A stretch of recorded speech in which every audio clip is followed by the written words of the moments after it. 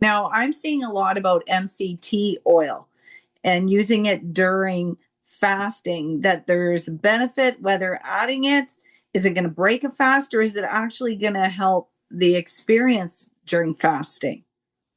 What's your Well, stand? that's a kind of a crazy question, but I'm going to answer it the best that I can, okay? Okay.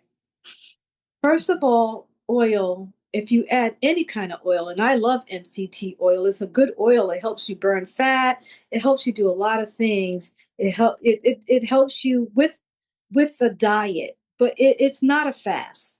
So we have to be very clear on what a fast is, right?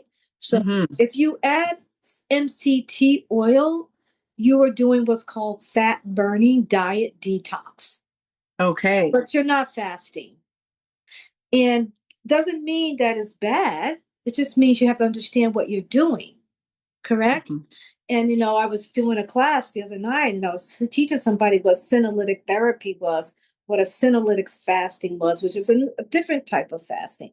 It's for chronic illness, and it's for cancer, and it's for some autoimmune stuff. But there's so many different types of fasting, Dodie. I think that a lot of people get confused with that word fasting. Right. Um, like someone says, if I go into ketosis, am I fasting? I says, no, that's not a fast. That's called ketosis. So ketosis is one thing, fasting's another thing. Yeah, ketosis is one thing, fasting's another thing, fat burning is another thing, Oh my goodness. We're going to need a senolytic map. therapy is You another should have thing. a chart behind you drawing on it. Right. That is awesome. So then you wouldn't add MCT oil in a fasting unless you were doing a different type of fat burning detox. Yeah, you're adding oil, and I like MCT oil, but I just want to tell you that's not a fast. That's a fat burning diet.